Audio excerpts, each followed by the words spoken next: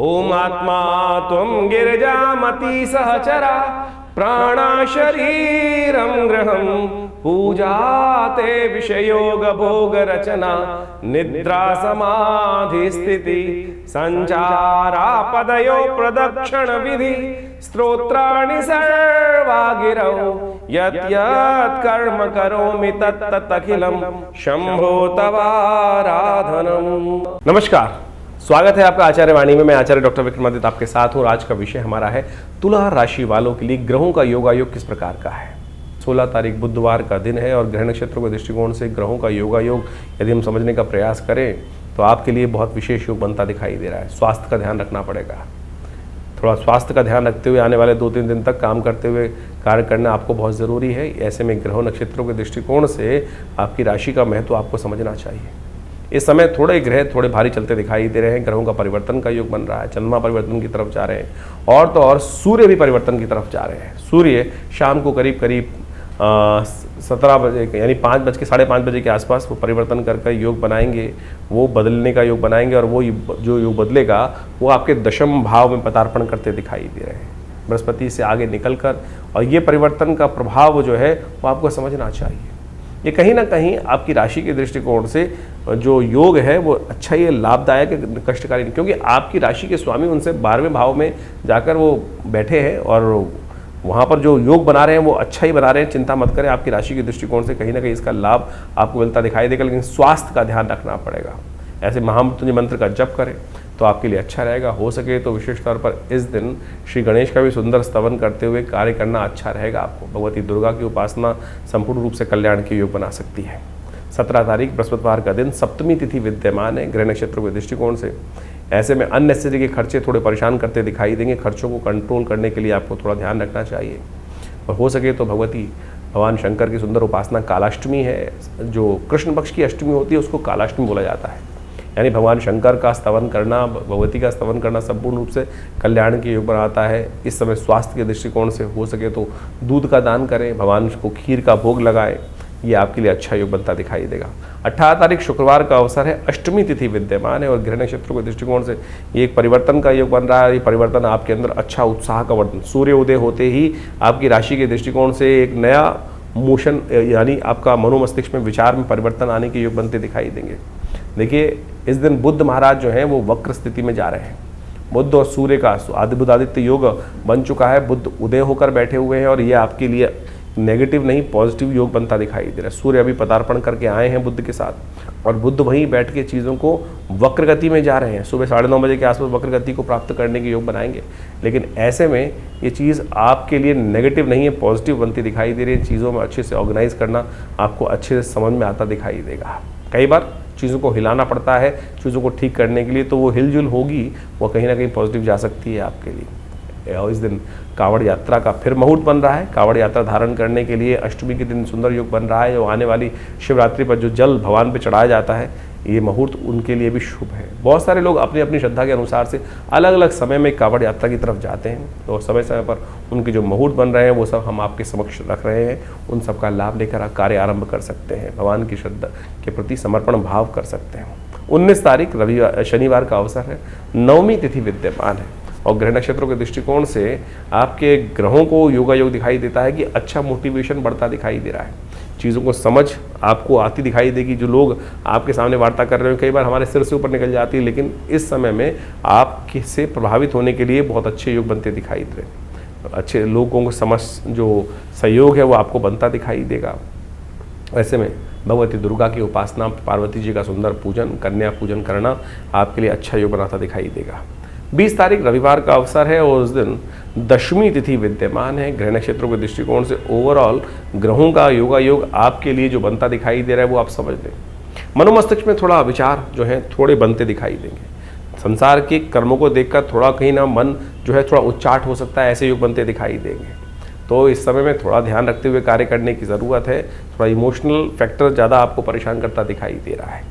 हो सके तो थोड़ा सा एक काम करने का प्रयास कीजिए। रविवार का अवसर है, भगवान सूर्य का सुंदर स्तवन करें। सूर्य इन दिनों आपके सम्मान वाले भाव में चल रहे हैं और थोड़ा कहीं ना कहीं सम्मान वाले भाव में जाकर सूर्य का जो प्रकाश होता है वो कई बार हमको विशेष तौर पर सामने वाली बहुत सारी चीज़ों को बुझाने का प्रयास कर देता है।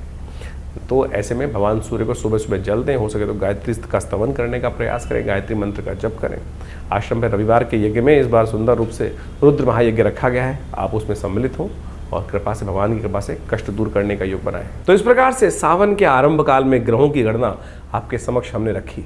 ये ग्रहों की गणना के अनुसार से हम सबको अच्छे से समझ लेना चाहिए कि देखिए, इस वक्त बृहस्पति अतिचारी अवस्था में पूर्ण प्रभाव उत्पन्न करने के लिए बहुत तेज गति से चल रहे हैं और शनि महाराज इस वक्त वक्र स्थिति में, जो विशेषतः जुलाई के सावन के मध्यकाल में, जो सावन का आरंभ काल है उसी में वो वक्र गति प्राप्त कर चुके हैं। और ये योग किसी प्रकार में शुभ नहीं कहा जा सकता। षडाष्टक योग भी शनि का और विशेष तौर पर आप समझिए मंगल का बनाया हुआ है। और इस प्रकार से ये संसार के दृष्टिकोण से जो कुछ दिन पहले लोगों को लग रहा था कि शांति का वातावरण द्वारा बन सकता है, ये कहीं ना कहीं अंदर खाने में कहीं ना कहीं उपद्रव के योग बनाता दिखाई दे रहा है।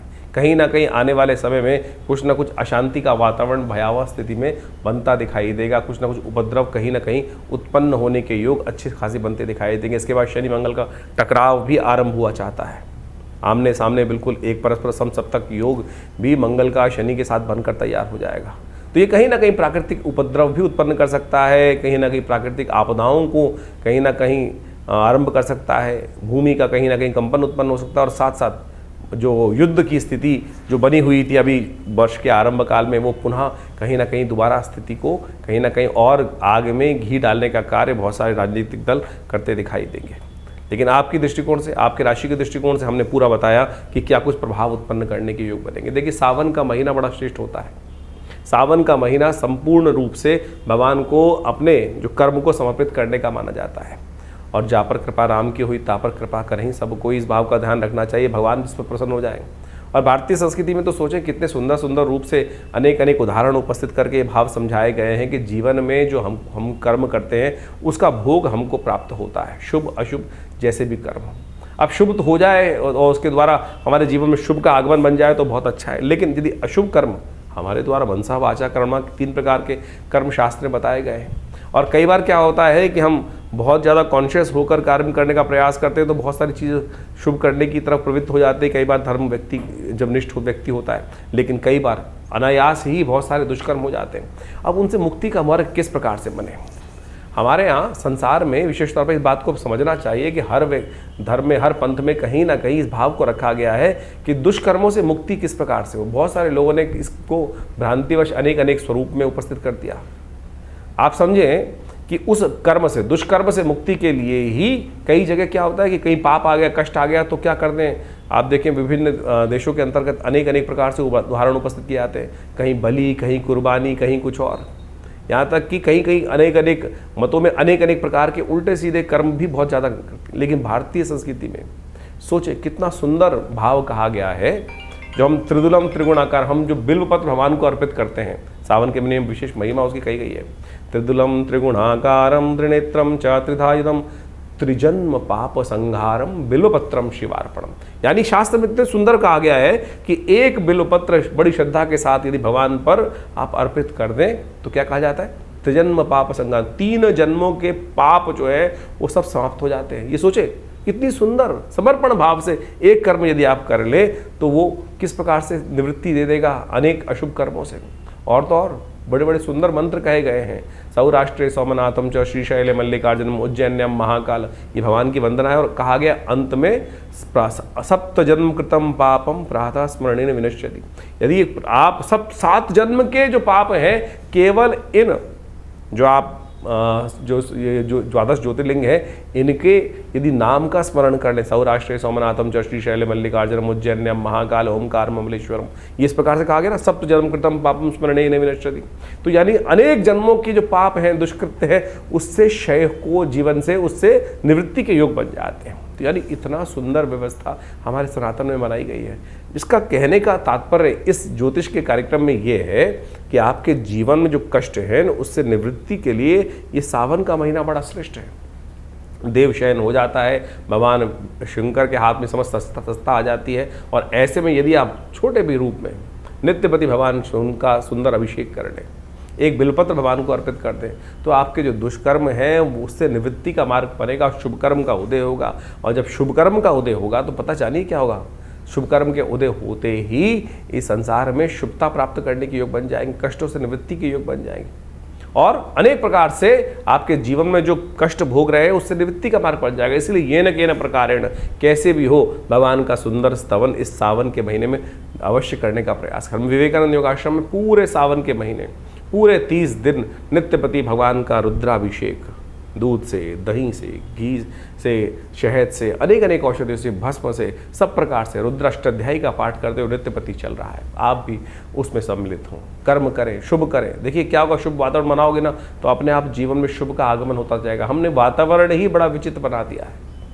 हमारे मनोमस्तिष्क में कहीं ना कहीं छोटा सा भाव ऐसा आ गया है कि नहीं कुछ नहीं होता। अरे बहुत कुछ होता है, सब कुछ होता है। जरा पलट के देखो जीवन में कब कब किस किस प्रकार से हमने भगवान की कृपा से जीवन में उसका लाभ पाया है, ये सोचने की आवश्यकता है। तो इसलिए ज्योतिष में निवारण जो है वो प्रभु का नाम ही है, निवारण प्रभु का नाम ही है। उस निवारण के नाम को हमें स्मरण करने का प्रयास करना चाहिए। अनेक कथाएं शास्त्र में उपस्थित हैं, उन कथाओं को हमें समझते हुए कार्य करने का प्रयास करना चाहिए। एक शराबी था, उपनिषद में कथा आती है, जिंदगी में कभी परमात्मा के मंदिर नहीं गया, भगवान का नाम स्मरण नहीं किया, लेकिन जीवन था, जिया था, तो कई बार बहुत सारे का जीवन में कई बार योग बन जाते हैं। कहा जाता है कि एक दिन वो नाचने वाली के पास जा रहा था और थोड़ा सा पान का बीड़ा हाथ में था और साथ में कुछ मालाएं थी, कुछ मीठा था हाथ में और कुछ ना कुछ नशा भी कर रखा था उसने। कहा जाता है कि बरसात का मौसम था, कहीं ना कहीं चलते वक्त रास्ते में ठोकर लगी, नशे में था, वो गिर पड़ा। बहुत देर तक गिरा पड़ा रहा। सुबह सुबह रात शाम से भोर होने की वेला आई, मंदिर में सामने जब उठा कुछ आवाज़ हुई तो सामने मंदिर था और सामने मंदिर में देखा तो शिवालय दिखाई दिया, भगवान शिव का शिवालय था वो। बस गिरता पड़ता कैसे ही पता नहीं भाव मन में क्या जागा, कोई पुण्य कर्म जागा होगा, भाव आया अरे ये जहाँ जा रहा था वहाँ के लायक तो रहे नहीं, मिट्टी लग गई, आज इन्हीं को चढ़ा देता हूँ। शिव साक्षात सामने विराजमान थे। गया और उस शिवलिंग पर वही पान का बीड़ा, मिट्टी लगा हुआ, मिट्टी लगी हुई माला भगवान को अर्पित कर दी और मंत्र जो टूटा फूटा याद था, कहीं सुन रखा था, ओम नमः शिवाय, और वही सुनते हुए वहीं भगवान पर अर्पित कर दिया वो सब सामग्री, उस मंत्र का उच्चारण करते हुए। देवयोग से उसी वक्त प्राण निकल गए, चोट लग चुकी थी ज़्यादा, और वहीं शिवलिंग पर ही वो गिर पड़ा और वहीं प्राण निकल गए। कालांतर में उसको यमराज के समक्ष उपस्थित किया गया और कहा गया कि यमराज महाराज, ये जीव आया है, लाइन में लगे हुए थे, नंबर आया तो पता चला चिरकाल तक इनको नरकादि लोकों में वास करना है, लेकिन एक बहुत सुंदर योग है, चित्रगुप्त ने बताया कि इनको 2.5 घड़ी का इंद्रासन प्राप्त हुआ है। 2.5 घड़ी का इंद्रासन। उस जीवात्मा की भी आंख खुल गई एकदम। उसको भी लगता था उसने कभी ज्ञानता में कोई शुभ कार्य में ज्ञान में किया ही नहीं था, जिंदगी भर कुछ गलत काम किए होते। मरने के बाद तो सबको ज्ञान होता है कि मैंने क्या किया क्या नहीं किया। ज्ञानवान जब जिंदा रहते हैं तब तो हमको होश ही नहीं रहता है हम जो कर रहे हैं वो शुभ है या अशुभ है, लेकिन आत्मा को तो सब कैलकुलेशन होकर पता चल रहा है ना, कहाँ जुड़ रहा है कहाँ नहीं जुड़ रहा। तो यही भाव उसकी आत्मा को जब जीवात्मा के रूप में वहाँ उपस्थित था तो कहा था हमने तो कुछ किया ही नहीं शुभ, तो हमको तो लाइन में जाना ही है, जहाँ जहाँ कड़ाई में डालोगे जो कुछ होगा, कुंभों में पड़ना है वो जाना ही है। लेकिन जैसे ही वहाँ एक भाव उत्पन्न हुआ कि 2.5 घड़ी का इंद्रासन, तो उसे पूछा गया, यमराज जी के समक्ष जब उपस्थित हुआ तो पूछा गया महाराज कहाँ जाओगे, नरक या पहले 2.5 घड़ी का इंद्रासन। उस जीवात्मा ने एक बड़ा विचित्र प्रश्न किया कि महाराज आज्ञा हो तो एक प्रश्न पूछना चाहता हूँ। धर्मराज जी ने कहा आप आज्ञा है, आप धर्मराज के समक्ष उपस्थित हैं, जो आप चाहेंगे उसका जवाब दिया जाएगा। बोले मेरी मति में मुझे ऐसा कोई कर्म याद नहीं जिससे मुझे ऐसा कोई शुभ हो कि मुझे 2.5 घड़ी का इंद्रासन का सुख प्राप्त होने का योग बना हो। तो धर्मराज ने कहा कि चित्रगुप्त जी बताएं इनको कौन सा कर्म इन्होंने ऐसा किया। तो कहा महाराज इन्होंने एक मरते वक्त अंतिम में सांस लेते हुए भगवान पर इस प्रकार से इस अवस्था में मनसा वाचा कर्मणा, तीनों रूप में इस संसार से निवृत्त होकर भगवान के श्री चरण में समर्पित होते हुए प्राण को त्यागे और इस भाव से उन्होंने सब कुछ अपना संपूर्ण भगवान को समर्पण कर दिया। तो बताया गया भाई ये कर्म का आपने किया है, इसी कारण से, इस छोटे से कर्म के कारण से आपको 2.5 घड़ी का इंद्रासन प्राप्त हुआ है। जीवात्मा में सुना और फिर पूछा भाई यमराज ने, हाँ भाई कहाँ जाओगे बताओ। तो उन्होंने कहा महाराज मुझे इंद्रासन पहले चाहिए और इंद्रासन के बाद फिर 2.5 घड़ी के भोगने के बाद। कहा जाता है कि धर्मराज की आज्ञा से उनको उपस्थित किया गया इंद्र के समक्ष कि महाराज इंद्र, राजा देवराज इंद्र के समक्ष कि महाराज इनको धर्मराज की आज्ञा से 2.5 घड़ी का इंद्रासन प्राप्त हुआ है। और सत्य माने इंद्र वहाँ से उतरे जो उस वक्त स्थित पे थे। ये शास्त्रोक्त कथा है, उपनिषद में आई हुई कथा है, ये किसी की बनाई हुई कथा नहीं है। मेरी और आपकी मतियों को ठीक करने के लिए जो हमारे संसार में विशेष तौर पर मति अलग अलग प्रकार से हो जाती है, उन भ्रमों को ठीक करने के लिए एक संसार में हमारे ऋषियों के द्वारा एक कथा उपस्थित की गई है उपनिषदों के अंतर्गत। जब वो वहाँ उपस्थित हुआ, 2.5 घड़ी का इंद्रासन के लिए उसका अभिषेक हुआ, संकल्प लिया गया और पूरी तरह से राज्याभिषेक जिस प्रकार से होना चाहिए उस प्रकार से उनको वहाँ पूरी तरह से विधि विधान का पालन करते हुए, समस्त संस्कारों को करते हुए उनको 2.5 घड़ी का इंद्रासन के लिए, और जैसे ही वो इंद्र पद पर आसीन हुए वहीं नृत्य गंधर्वों का, अप्सराओं का आरंभ हुआ चाहता था। उन्होंने सब रोक दिया, बोले मैं इंद्र हूँ, रुको सब, ये कुछ नहीं होगा। और बोला जल लाओ। जल लाया गया और जल पे संकल्प लिया और कहा ये उच्च श्रवा घोड़ा शुक्राचार्य को दान करता हूँ, कामधेनु गाय वशिष्ठ को दान करता हूँ, समस्त निधियों को दान करना शुरू कर दिया।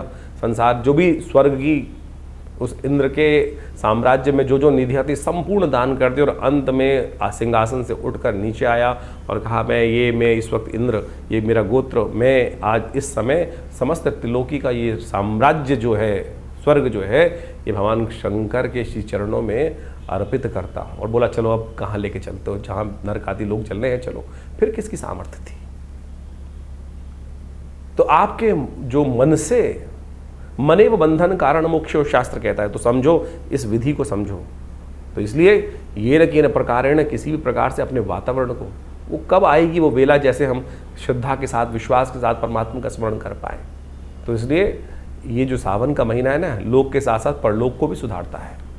तो इसलिए सुंदर रूप से हम इस भाव को समझें और सावन के महीने में यथाउचित भाव से भगवान शंकर का सुंदर स्तवन जितना हो सकता है वो करने का प्रयास करें। जीवन में कल्याण का मार्ग बड़ी मुश्किल से मिलता है, बड़ी सुंदर से ये वेला आई है। आनंद भाव से परमात्मा का स्मरण करें और जैसा हमने आपको कहा कि जहाँ भी आप हैं वहाँ पर बैठ के करें, करवाएँ किसी रूप में। यदि आप आश्रम पे आ सकते हैं दिल्ली में तो बहुत सुंदर रहेगा आपके लिए। ये नित्य प्रति शाम को एक कार्यक्रम हमने रखा है पूरे 1 महीने तक। सोमवार के दिन विशेष कार्यक्रम रहेंगे, प्रदोष के दिन विशेष कार्यक्रम रहेंगे। उन सबकी सूचना समय समय पर जो लोग आश्रम से जुड़े हुए हैं उनको उनके व्हाट्सएप के माध्यम से प्राप्त दे दी जाती है। और आपको भी यदि चाहिए तो आप इन नंबर्स पर अपने मैसेजेस को भेजकर वो समस्त सूचनाएं आश्रम से मांग सकते हैं और हमारी वेबसाइट पर विजिट कर सकते हैं। acharyavickramaditya.com ये वेबसाइट है और समस्त फ़ोन नंबर से समस्त जानकारी प्राप्त करने के बाद जुड़े इन समस्त अपने समस्त जो हमारे आश्रम में गतिविधि कार्यविधि की जाती हैं। ये अध्यात्म का सुंदर मार्ग है। नित्य प्रति आश्रम पे 8 घंटे करीब यज्ञ रहता है। माँ भगवती का सुंदर श्री विग्रह विराजमान है जो 500 साल पुराना दिव्य श्री विग्रह है। तो आप कोशिश करें ज्योतिष को केवल नग बेचने वाला कार्य ना करें। ज्योतिष एक ऐसा विषय है कि जिससे हमको सीधा रास्ता प्राप्त होता है, समर्पण भाव का ज्ञान हमें प्राप्त होने का रास्ता बन जाता है। आशा है आप इन समस्त सिद्धांतों को समझकर, अध्यात्म को समझकर ज्योतिष विज्ञान को भी अपने जीवन में स्थान देंगे और उनके विभिन्न जो पद्धतियां हैं, उपाय हैं, वो सब हम आपके समक्ष लगातार रखते रहते हैं। आप सबके जीवन में कल्याण का मार्ग बने। भगवान शिव आपकी समस्त आदि व्याध जो कष्ट इत्यादि हैं उन सबको हरे और जीवन में कल्याण का मार्ग आपके लिए अवश्य बने। धन्यवाद, नमस्कार।